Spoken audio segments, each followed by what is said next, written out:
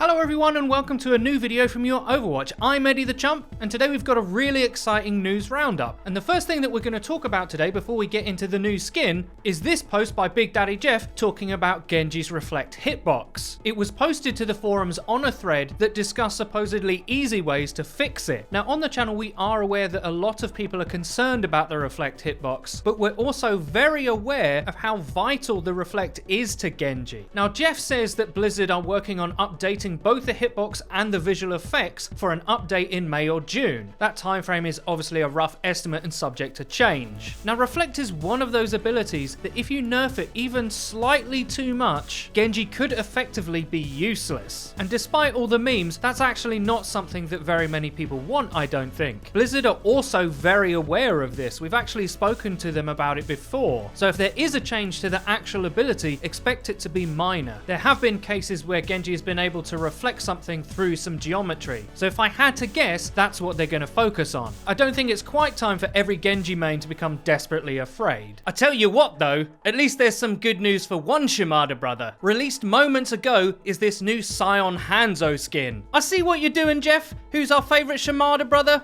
To be honest, he is actually my favourite, and he's looking extra fly in this sort of blue and white business suit getup. How exactly this fits into the lore of Retribution, or if in fact it even does, is yet to be confirmed. But none of that matters, because I'm pretty sure this will probably be a must-get for most people. As always with Blizzard, they've done a fantastic job with the little details on this skin. I'm particularly fond of the wristwatch. I don't know why, I just am. To me, Hanzo looks like he's absolutely ready to take care of business. Let me know in the comments what you guys think about this skin, and whether or not you're excited to see what Blizzard show us next. So with this new addition, that means we have 2 of the Retribution loot box skins confirmed, as yesterday we got the confirmation of the Blackwatch Moira skin. Now I've made my feelings clear about Moira skins in general. I do think this is a great addition. I'd even go as far to say that the Blackwatch skins for Genji, McCree, Reaper, and now Moira are some of my absolute favourite in the entire game. You can't really go wrong with covert Shadow Ops skins. Everything else in Overwatch is so brightly coloured and so hopeful and so friendly. It's kind of nice to have a few skins which are a bit more edgy. Sometimes it's fun to be the bad guys, or the bad good guys, or the good bad guys. I don't know, I get confused. You get my point. It does make me a little sad though to think that there was a time where all these characters were on the same side. I guess that's what a lore event like Retribution is supposed to do. If anything, it just makes me want more lore content, not just one big special event for 3 weeks once a year.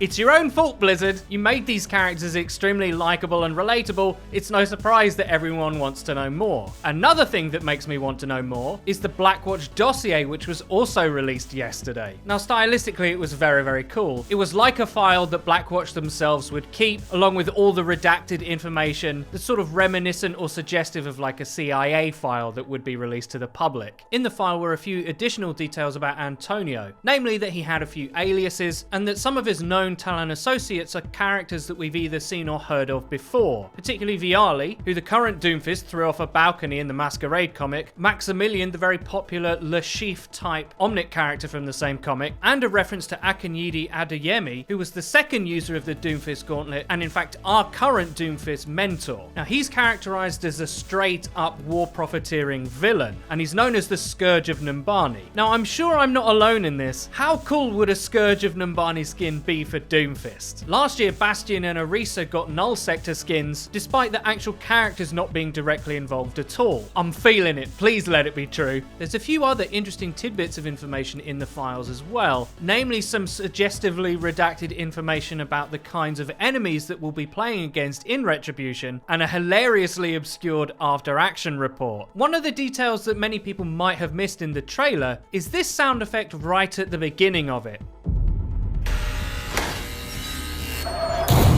What that suggests to me is that Reaper and the other members of Blackwatch were actually caught after this operation, and that Soldier 76 is actually visiting them in prison and has to be buzzed through a security door. I don't think this mission goes very well. I think this could be the start of Soldier 76 and Reaper's relationship deteriorating. Another thing that makes me think that is this Retribution debrief file that was uploaded to the Overwatch Twitter today. I'll just play it for you quickly now. We followed the original plan and infiltrated the manor. From there, I evaluated the situation and made my decision. And I stand by it.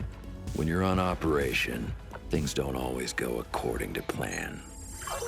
Reyes in this clip appears unapologetic for something that he did on the mission that wasn't part of the original plan. I think this new mission is going to be a little bit spicy. I can't wait to play it, I bet you can't either. For our next story today, there's a little bit of sad Overwatch League related news. It seems another player has gotten a bit of hot water with the league and their own team. Echo, the DPS player for the Philadelphia Fusion, apparently made a racially insensitive gesture on his Twitch stream on Sunday the 1st of April. For violating the Overwatch League's code of conduct, he was fined $1,000 by the league's office. But that's not where it ended for Echo. His team, the Fusion, suspended him for 3 games, fined him for an additional $2,000 themselves, and revoked his streaming privileges until June the 17th.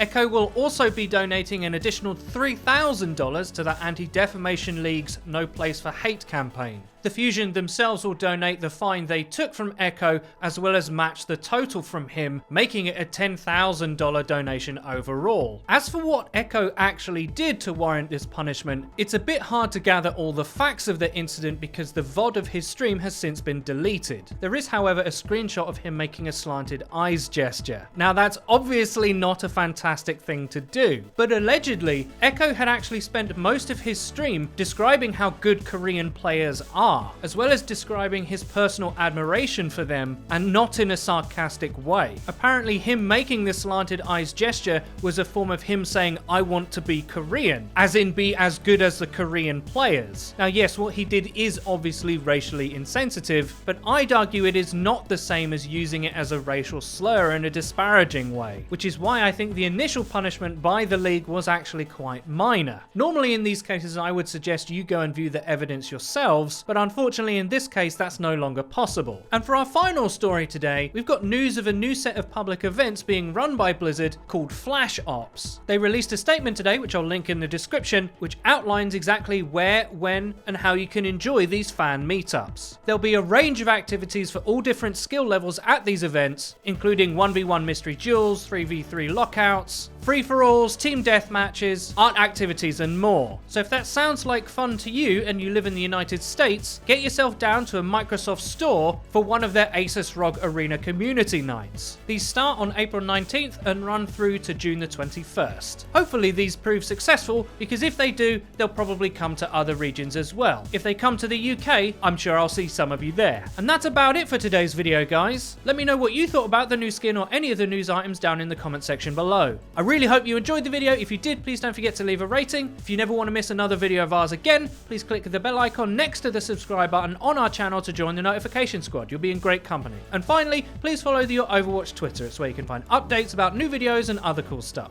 I've been Eddie the Chump, and until next time.